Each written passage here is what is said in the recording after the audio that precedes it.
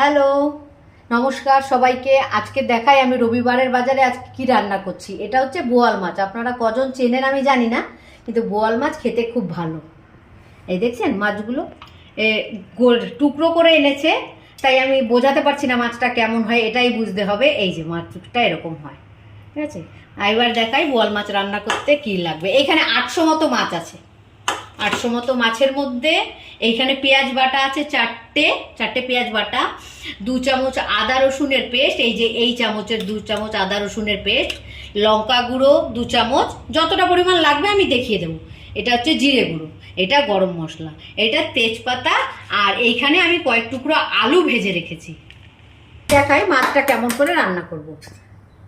এই যে কড়াইটা গরম হওয়ার জন্য রেখে দিয়েছি, এর মধ্যে আমি সরষের তেল ইউজ করব। কড়াইটা গরম হোক। আজও আমি মাছটা ভাজবো না, আমি কাঁচা মাছই রান্না করব। যারা রান্না করতে পারে না তাদের জন্য সহজ রান্না একদম। আজও আমি মাছটা ভাজবো না, কাঁচাই করব। আর খেতে খুব সুস্বাদু এই মাছ। মশলাটা একটু কষিয়ে নিতে হবে, ভালো করে কষিয়ে নিলে রান্নাটা খুব ভালো হবে। আশা করি কড়াইটা গরম হয়ে গেছে, এবার তেলটা দিই।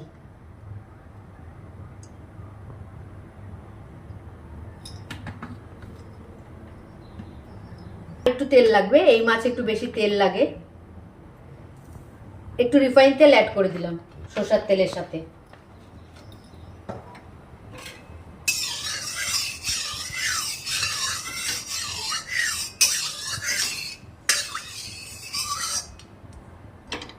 আলুটা আগের থেকেই ভেজে রেখেছি। আর এই মাছগুলো ভাজতে গেলে খুব ফাটে, ভাজবো না তবুও বলছি। এটা ভাজার আগে এটা লঙ্কার গুঁড়ো, নুন, হলুদ আর একটু সর্ষের তেল দিয়ে মেখে রেখেছি, তাতে ম্যারিনেশনও হয়ে গেল আর মাছের মধ্যে নুনটাও ঠিক মতো ঢুকে গেল। এবার তেলটা গরম হতে হতে আমি তেজপাতাটা দিয়ে দিলাম।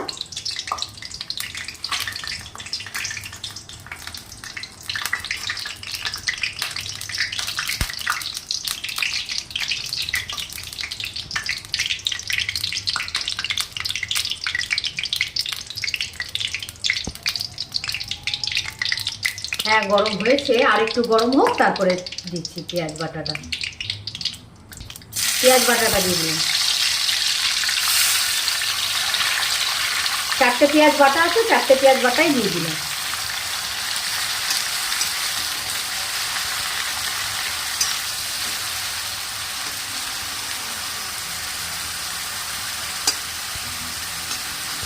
পেঁয়াজটা ভাজা হোক। এই সময় গ্যাসের ফ্লেমটা বাড়ানোই থাকবে।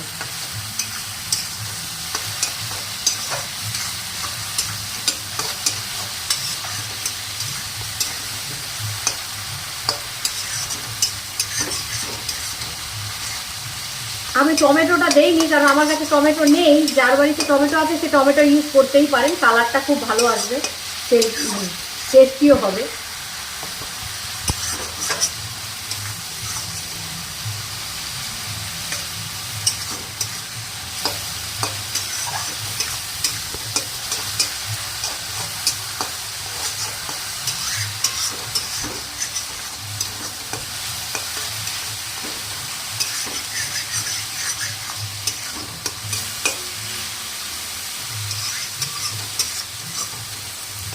পেঁয়াজের কালারটা একটু ব্রাউনিশ হয়ে গেলে পরে তখন আমি আদা রসুনের পেস্টটা দেবো। এই যে আদা রসুনের পেস্টটা দেবো।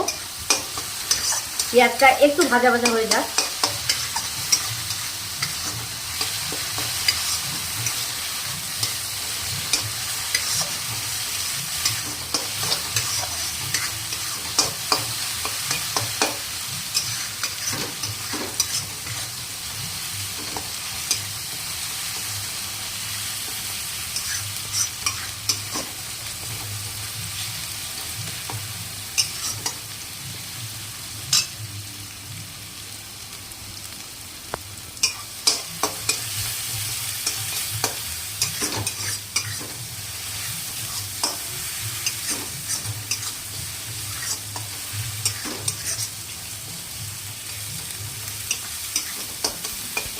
পেঁয়াজটা ভাজা ভাজা হয়ে গেছে। এবার এই যে 1 চামচ আদা, 2 চামচ আদা রসুনের পেস্ট, 1 চামচ আদা, 1 চামচ রসুন, এটা দিয়ে একটু সময় নাড়তে হবে।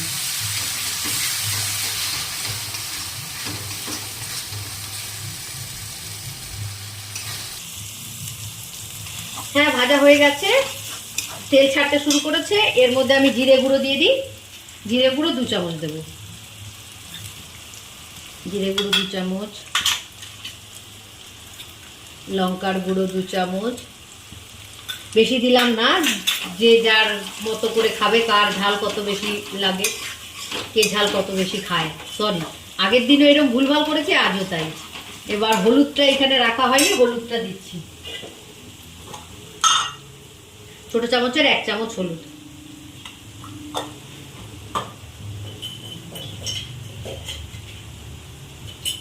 আর স্বাদ মতো নুন।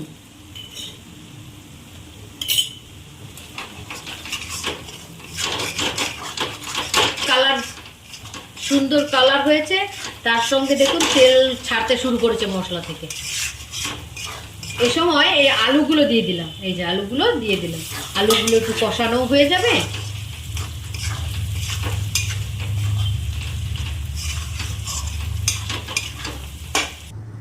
এটা হচ্ছে মশলার বাটি ধোয়া জল, তার সঙ্গে গরম করে ফুটানো হয়েছে। ফুটিয়ে গরমটা জল দিলে ভালো স্বাদ আসে, আর জলের কাঁচা গন্ধটা থাকে না। দিয়ে দিচ্ছে একটুখানি দিলাম, আবার একটু জলটা ফুটে উঠুক, দেখা যাক কি হয়। তারপরে আরও দিতে হবে, কারণ মাছটা খুব সলিড মাছ, এই যে কাঁচা তো, একটু বেশি সময় ধরে ফোটাতে হবে। তাই এটা এখানে থাক, ওইটা ঝোলটা একটু ফুটে যাক, এর মধ্যে আর একটু জল দিতে হবে। এটা একটু কষানো হয়ে যাক, আবার একটু পরে জল দেবো। এই যে মশলাটা ফুটে উঠেছে, দারুণ হয়েছে দেখতে, খেতেও ভালো হবে আশা করি। আর একটু জল দিই। মশলা তো আগেই কষানো হয়ে গেছে, এই জলটা লাগবে, কারণ মাছটা সিদ্ধ হতে লাগবে। এই জলটা ফুটে উঠলে পরে মাছটা দেবো, মাছ দিয়ে ঢাকা দিয়ে দেবো। এই যে ঝোলটা ফুটতে শুরু করেছে, টকবক করে ফুটছে। এই মাছগুলো দিয়ে দিই। এই যে মাছ, কাঁচা মাছ করে দেখবেন, খেয়ে দেখবেন, অসাধারণ স্বাদ হয়। সবাই বলবে যে কাঁচা মাছ খেতে কেমন লাগবে, কিন্তু খুব ভালো লাগবে। কিন্তু ভালো করে ফোটাতে হবে, মশলাটা কষাতে হবে, এমনি এমনি ভালো হবে না।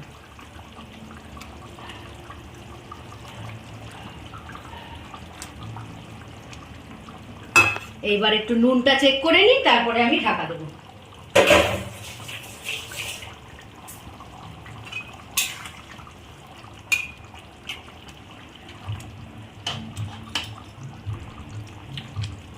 বাহ, নুন ঠিক আছে। একটু মিষ্টি লাগবে, মিষ্টি দিতে ভুলে গেছি।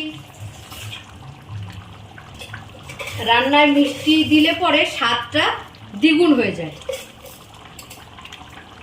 1/2 চামচের মতো মিষ্টি দিলাম, বারবার দিলাম, 1/2 চামচের মতো মিষ্টি দিয়েছি।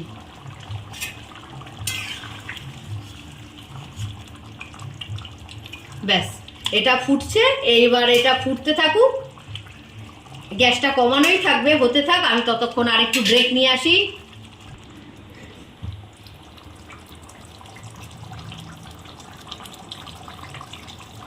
এই যে ফুটছে, এখন ঢাকাটা দিয়ে দিই, ওটা হতে থাক, আমি তা আরেকটু ঘুরে আসি।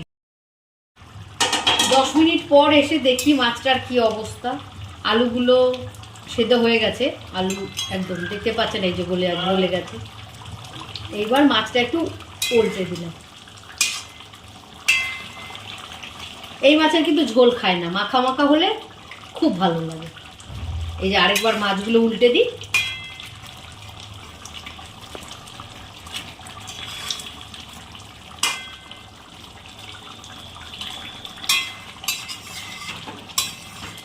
এবার আলু যেহেতু সেদ্ধ হয়ে গেছে, তাই মাছ সেদ্ধ হতেও বেশি সময় লাগবে না, তাই ফ্লেমটা বাড়ানোই থাক।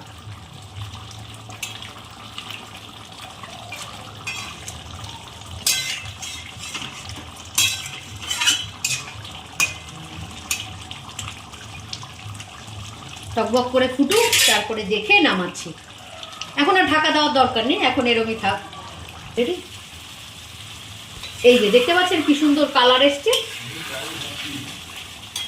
এর মধ্যে একটুখানি গরম মশলা দিয়ে দিই। এই যে 1/2 চামচের মতো গরম মশলা দিয়ে দিলাম।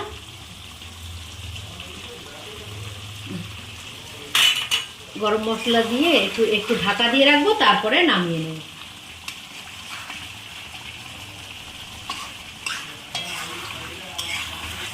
বাড়িতে ট্রাই করে দেখবেন, অসাধারণ হয়, দুর্দান্ত খেতে হয় এই বোয়াল মাছের রান্না।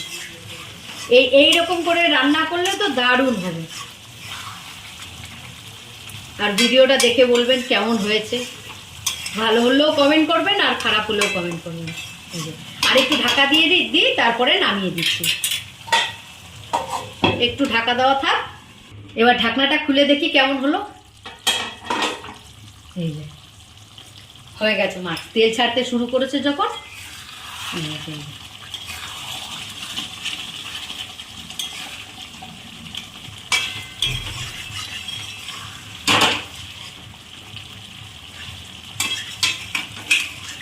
এবার নামিয়ে দিই, গ্যাসটা বন্ধ করে দিলাম।